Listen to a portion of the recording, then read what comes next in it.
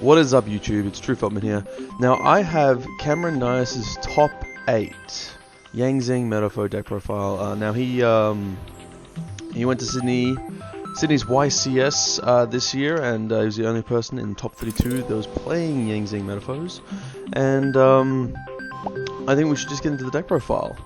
At the moment, we have 1 Volflame, 1 Gold Driver, 3 Silvered, 3 Stealing, and that's the lineup for the Metalfoes, monsters that is anyway. And then we have Jiaotu 3 Zephyr Secret of the Yang Zing.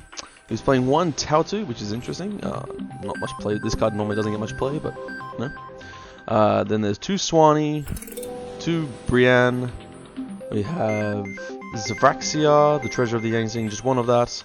We have 2 Bixie and 2 Chaiwen, which is also quite interesting, seeing as I know a lot of people that are playing this are running 3, but that could simply be because the decks they're running have a higher number of cards total in their deck.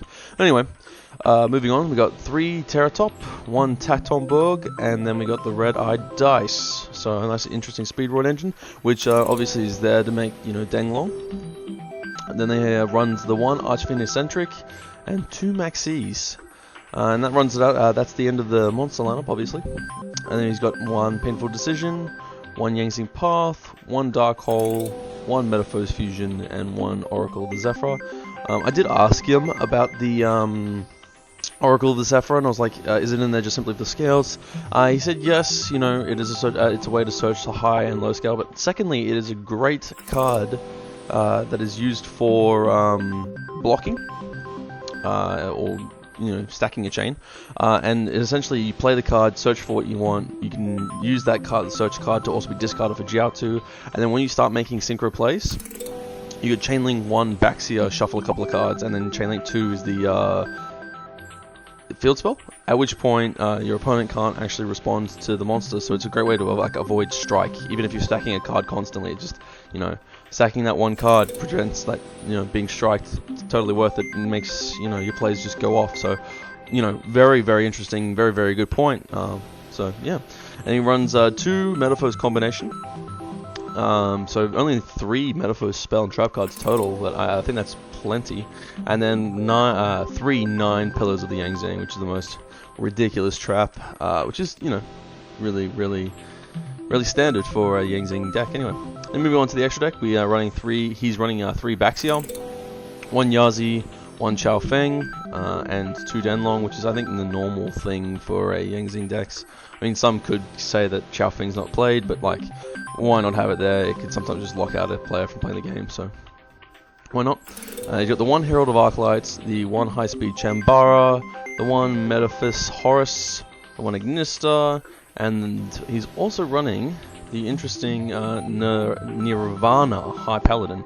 Now this card's like insane when you can just attack opponent and just halve their life points.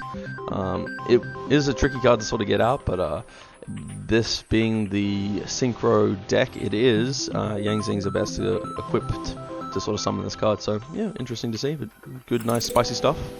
For fusions and for the Metalfoes, it's 1 Mithrilium, and then we got 1 Phantom Knight Breaksword, which I'm assuming goes with the Teratops, obviously, just to make that easy, like, clears, so that your opponent doesn't just ruin your day.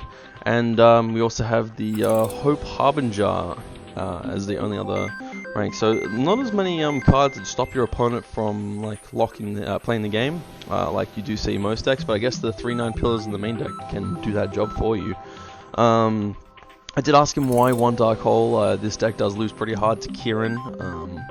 You summon Jiaotu and Kieran just bounces it, and you know, you activate the effect of this card. It's just Kieran bounce, and you're not playing the game anymore. So, and he just said that it was just a tech choice for the day. He put it in just before he started, and the choice behind it was like he could, if he opened just the Speedroid elements and no Metalfoes, the Dark Hole would essentially extend his plays, and he could end with like double backs here instead, which, you know, Dark Hole with the deck of Yang Zings does make an incredible difference. You can just pop your own Yang Zing cards and they float still, so you get where you want to go without Metalfoes, essentially what it is, which is good to see. He did say the deck does brick sometimes, which is, you know, an unfortunate thing.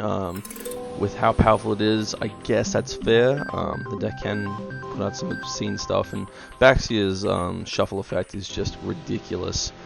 Just to synchro with like 2 or 3 Yang Zing cards, and you start putting your opponent's field into the deck again is, you know, absurd. We did get to see a couple of his games played on stream at YCS, and yeah, I think it was a great point. Is like he said to himself at the start of the tournament, if he actually came across someone who just maxed him, he said he's just going to play through it. So every time he got maxed at the event, he played through it, and he said that it worked out almost every single time, generating the advantage. The plus off the max C was never as much advantage as what the Yang Zings did, so it was quite interesting. So thank you very much, Cameron, for your deck. I very much enjoyed watching you play, and enjoyed getting this deck profile off you. Anyway, thanks guys, I hope you guys enjoyed it. So make sure you like, comment and subscribe for more content, and I'll catch you later.